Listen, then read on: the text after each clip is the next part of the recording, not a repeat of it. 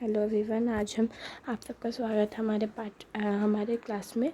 आज हम पार्ट 4 करेंगे कठपुतली। इस स्टोरी, ये पोयम है एक, जो किसने लिखी है, भवानी प्रसाद मिश्र ने। कठपुतली के आधार पर है ये। तो चलिए रीड करते हैं। कठपुतली कठपुतली गुस्से से उबली बोली, ये धागे हैं क्यों है मेरे पीछे आके, इन्हें तोड़ दो, मुझे मेरे पाँव पर छोड़ दो। सुनकर बोली और कठपुतलियाँ कि हाँ बहुत दिन हुए हमें अपने मन के छंद छुए। मगर जो पहली कठपुतली होती है वो क्या सोचती है, सुनिए। मगर पहली कठपुतली सोचने लगी, एक ऐसी इच्छा मेरे मन में जगी।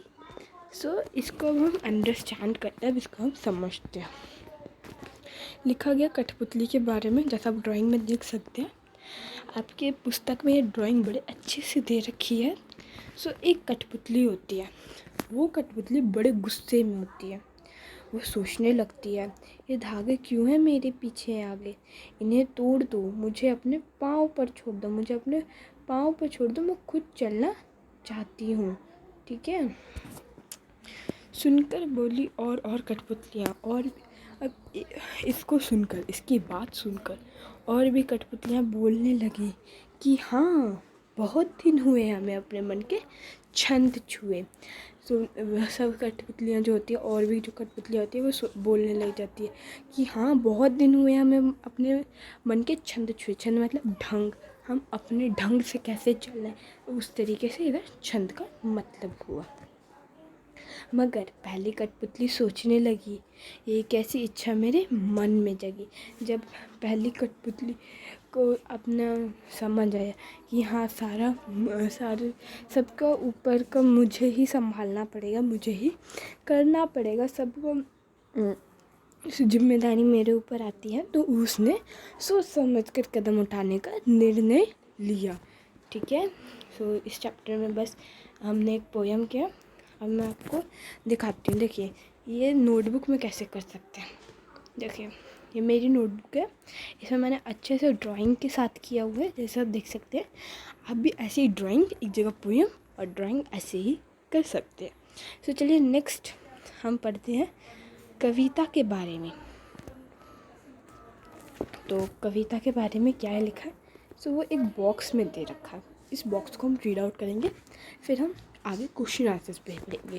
क्वेश्चन आंसर आपका पार्ट 2 होएगा। प्लीज़ पार्ट 1 को आप लाइक और सब्सक्राइब कर लीजिएगा। तो चलिए अब इसे शुरू करते हैं। कविता के बारे में। इस कविता में कठपुतलियाँ स्वतंत्र की इच्छा से स्वयं अपनी बात व्यक्त करना चाहती है। हमने देखा कि वो बोलती भी है कि हमें अपने मन के छंद छूने दो, है ना, बोलती है ना। स्वयं अपनी बात व्यक्त कर रही है। उनके समक्ष स्वतंत्रता का साकार बनाने वाली चुनौतियाँ आई है। तो मतलब उनको अपने आप को स्वतंत्र करना है, तो उनके पास चुनौतियाँ आई हैं अलग अलग, तो वो देखते हैं। धागे में बंधी हुई कठपुतलियाँ पराधीन है। सब कठपुतलियाँ तो धागे में ही बंधी रहती है, जैसे आपने देखा भी होगा।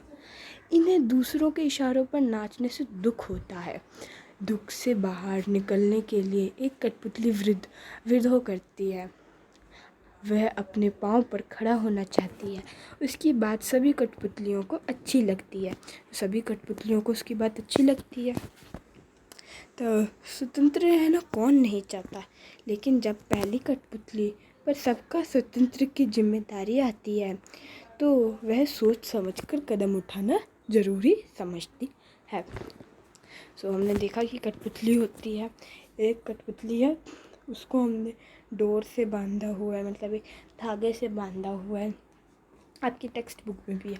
फिर इस कठपुतली को एक दिन गुस्सा आया। उसने बोला कि मुझे छोड़ दो, मुझे जाने दो, अपने मन की छंद छूने दो। इसकी बात सबको अच्छी लग रही, और भी कठपुतलियों को अच्छी लगती है। तो सब बोलती है हाँ हमें बहुत दिन हुए हमें अपने मन के छंद छुए, है ना। ये लाइन है ना आपकी टेक्स्ट बुक में, जैसे आप देख सकते हो, है ना, इसे लिखा हुआ भी है। और देख सकते हैं जैसे इधर धागे में बंधा हुआ है। एक ऊपर हाथ है, मतलब इंसान का हाथ है, मतलब हाथ से वो डोर बांधा हुआ है हाथ में अपने और इस कठपुतलियों को जला रहा है। सो आगे की वीडियो हम नेक्स्ट क्लास में देखें, तब तक के लिए इधर तक की thank you. Please like and subscribe my channel and don't forget to click on bell icon. Thank you, bye.